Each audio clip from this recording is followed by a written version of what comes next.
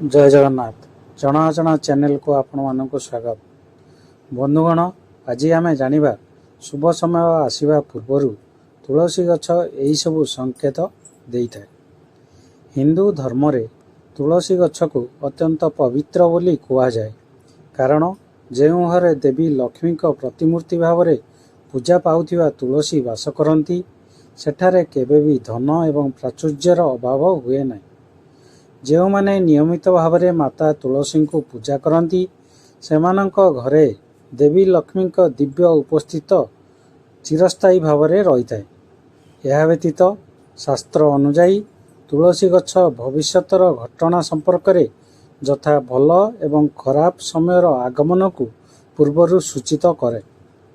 आसंतु आमे जानिबा तुलसी गछरु सेही निर्दिष्ट संकेत गुड़िक विषय जहाँ भविष्य रे आगामी घटना गुड़िक विषय आमको सतर्क कराई थाए। किंतु यह जानिया पूर्वर जदि आपण माता लक्ष्मी का आशीर्वाद आपणक उपरे रहु बोली चाहती दयाकरी यही वीडियोटी को लाइक करंतु, चैनल को सब्सक्राइब करंतु एवं कमेंट्स रे जय माता लक्ष्मी लिखंतु। प्रथमे आमे जानिबा आपण प्रायतः लक्ष्य करिथिबे जे घरे लगा जाइथिबा तुलसी गछ हठात सुखी जिबा आरंभ करे। अनेक प्रयास सत्वे गछटी सबुज न रही सुखी जाए। शास्त्र अनुसार तुलसी गछ सुखी जिबा आपणक घर भितरे नकारात्मक शक्तिर प्रभाव थिबा जणा जाए। यह सहित यह एक आसन बड़ संकटर सतर्क सूचना दिए जहाँ आपणक परिवार को प्रतिकूल भाव में प्रभावित करि पारे। तुलसी गछर सुखी जिबा निकट भविष्यत रे आपणक घरे आर्थिक क्षति हेबार संभावना को मध्य सूचाए। तेणु केही केबे भी तुलसी गछ को सुखिबा को देबा उचित नुहे। जदि तुलसी गछर सबुज पत्र हठात सुखी जिबा को आरंभ करे किंबा हलदिया पड़िबा को लागे तेबे एहाकू मध्य अशुभ बोली विवेचना करा जाए।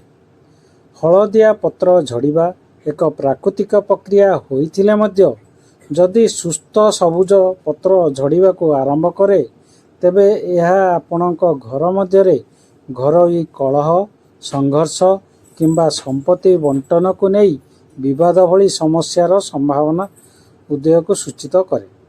परिवारर सदस्यंक मध्य मतभेद बढ़ी पारे। जदि आपण एपरी संकेत देखती तेबे एही आसन प्रतिकूल मुक्ति पाइबा पई आपणको संध्या समय रे तुलसी गछ पाखरे देसी घी दीप जालिबा उचित। द्वितीय रे जेतबेले तुलसी गछ चारि पाखरे छोट सबुज चारा गछ हेबा आरंभ हुए यहाकू एक शुभ लक्षण भाव में विवेचना करा जाए। यही लक्षण सूचाई थाए जे आपणक घरे खुशी खूब शीघ्र आसीबाकू जाउछि एवं आपणक व्यवसाय मध्य वृद्धि हेबार संकेत। यह सहित यह एक सूचक भाव में मध्य काम करे जे देवी लक्ष्मी शीघ्र आपणक घरे वास करिवे, तांकर आर्थिक समृद्धि आनिबे। तृतीय रे आपण प्रायतः तुलसी गछ चारि पाखरे पिंपुड़ी एकाठी हेबार देखिथिबे। आपण जेते जत्नवान हुअंती ना काहींकी पिंपुड़ी एवं बुढ़ियाणी भली छोट प्राणी माने अनिवार्य भाव में सेठारे सेमानंकर घर तैयारी करिवारे सफल हुअंती।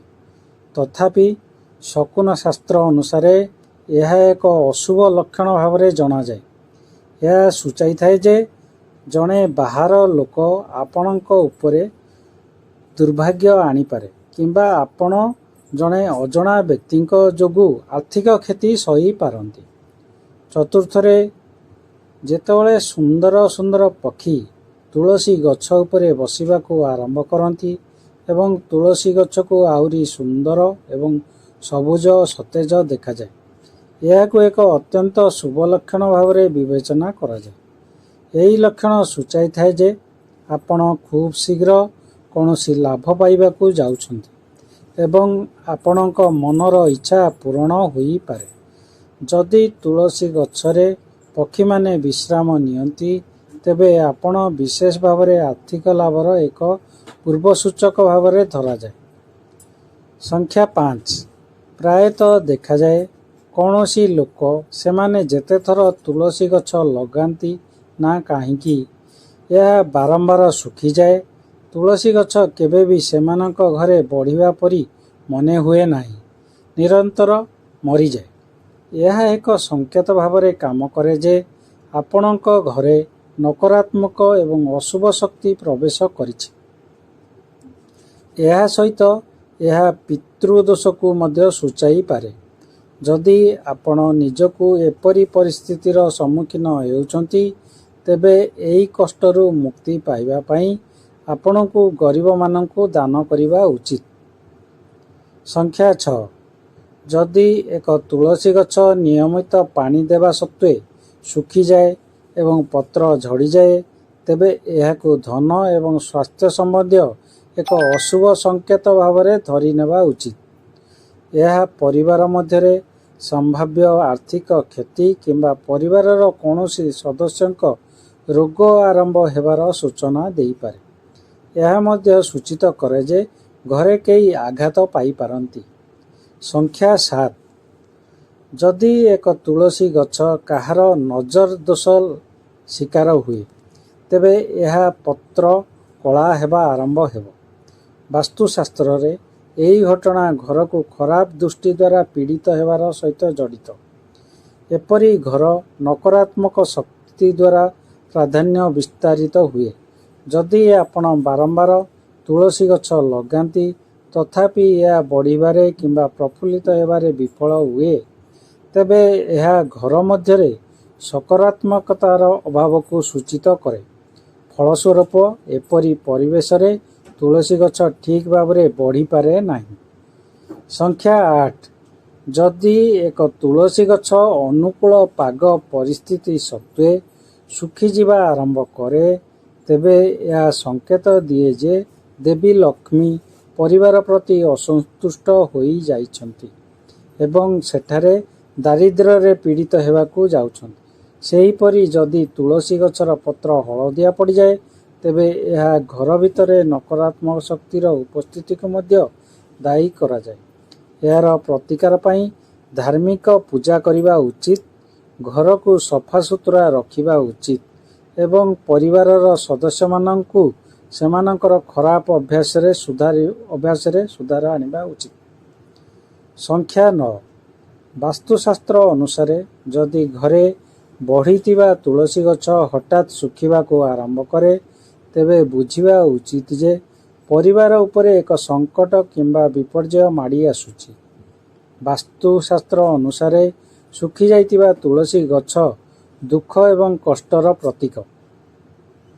ତେଣୁ ଏହାକୁ ତୁରନ୍ତ ହଟାଇ ଏକ ନୂତନ ଗଛ ଲଗାଇବା ଉଚିତ।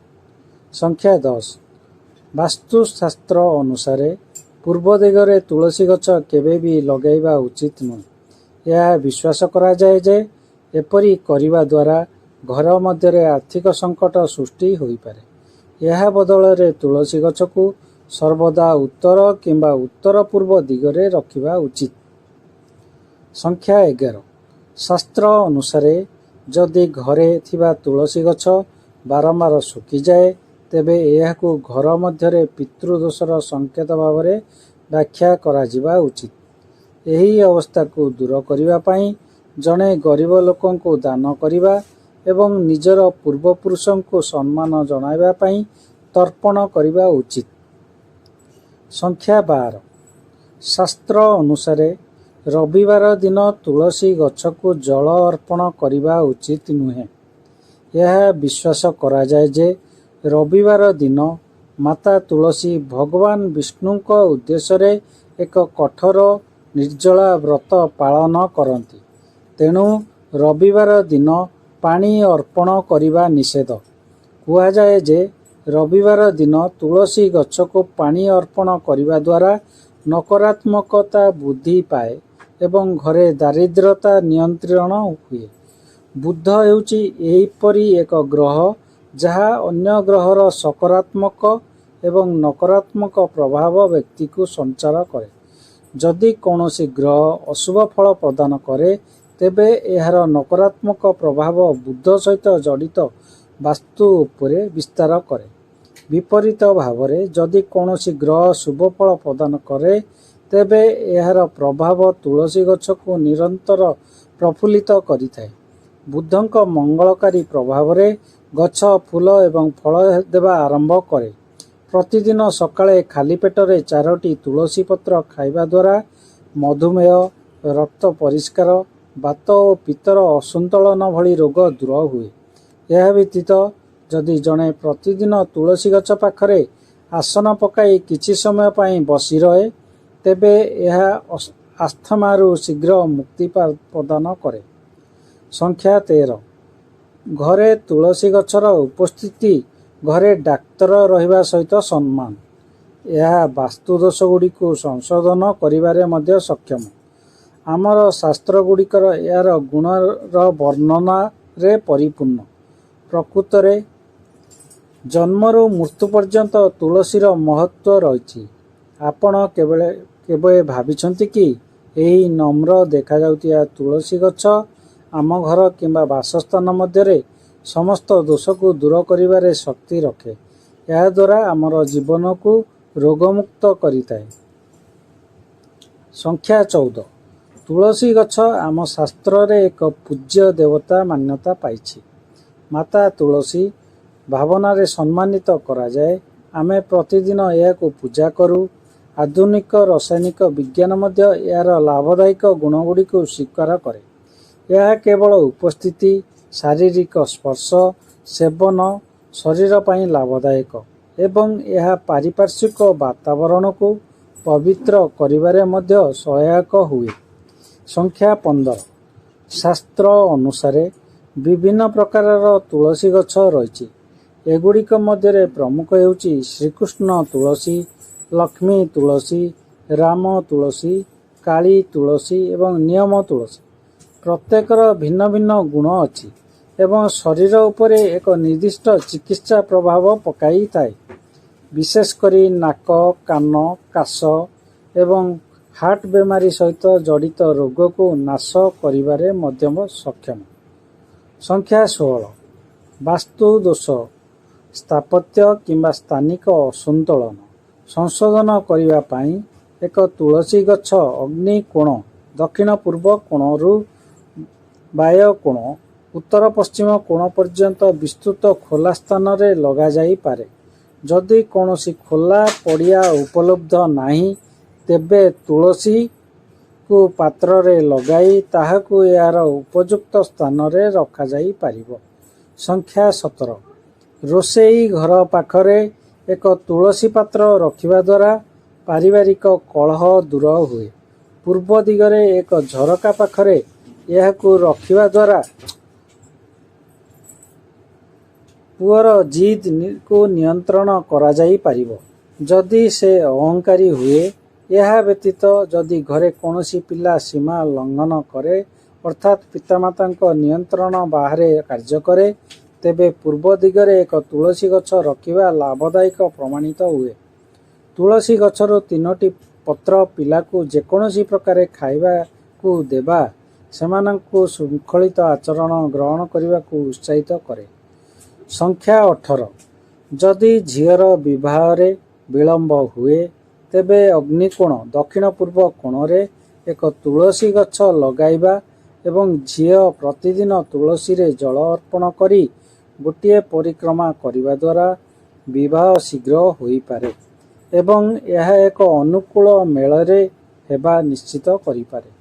ଏହି ଅଭ୍ୟାସ ସମସ୍ତ ବାଧା ଦୂର କରିବାରେ ସାହାଯ୍ୟ କରେ। ଯଦି କୌଣସି ବ୍ୟବସାୟ ଭଲରେ ଚାଲୁନାହିଁ ତେବେ ପ୍ରତି ଶୁକ୍ରବାର ସକାଳେ ଦକ୍ଷିଣ ପଶ୍ଚିମ ଦିଗରେ ରଖାଯାଇଥିବା ତୁଳସୀ ଗଛକୁ କଞ୍ଚା କ୍ଷୀର ଅର୍ପଣ କରନ୍ତୁ। ଏହା ସହିତ ଗଛରେ ମିଠା ଅର୍ପଣ କରିବା ଏବଂ ତାପରେ ଜଣେ ବିବାହିତ ମହିଳାଙ୍କୁ ଏକ ମିଠା ଜିନିଷ ଦାନ କରିବା ଦ୍ୱାରା ବ୍ୟବସାୟିକ ପ୍ରୟାସରେ ସଫଳତା ମିଳିପାରେ। ବନ୍ଧୁମାନ, ଯଦି ଆପଣ ଏହି ଭିଡ଼ିଓକୁ ଭଲ ଲାଗିଲା ଦୟାକରି ଲାଇକ୍, ସବସ୍କ୍ରାଇବ୍ କରିବା ଭୁଲନ୍ତୁ ନାହିଁ ଏବଂ ଜୟ ମାତା ଲକ୍ଷ୍ମୀ ଲେଖି କମେଣ୍ଟସ୍ ଦିଅନ୍ତୁ। ମାତା ଲକ୍ଷ୍ମୀଙ୍କ ଅପାର କରୁଣା ଆପଣଙ୍କ ଉପରେ ରହିବ। ଧନ୍ୟବାଦ। ଜୟ ଜଗନ୍ନାଥ।